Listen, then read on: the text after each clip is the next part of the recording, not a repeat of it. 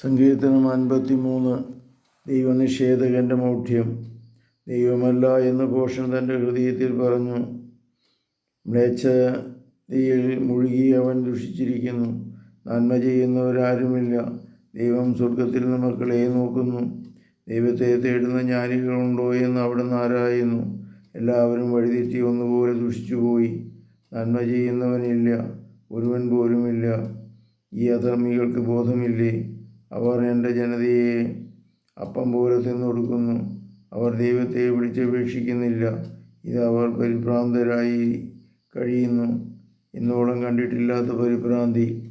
ദൈവം അധർമ്മികളുടെ അസ്ഥികൾ ചിതറിക്കും. അവർ ലജ്ജിതരാകും. ദൈവം അവരെ കൈവെടിഞ്ഞിരിക്കുന്നു.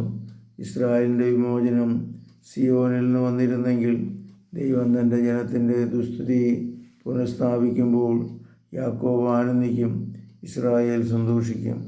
കർത്താവെ, അനുഗ്രഹിക്കണമേ. പരിശുദ്ധ പരമദിവ്യകാരുണ്യത്തിന് നേരവും ആരാധനയും സ്തുതിയും പുകഴ്ചയുണ്ടായിരിക്കട്ടെ. ഈശോ മിശിഹായ്ക്കും സ്തുതിയായിരിക്കട്ടെ.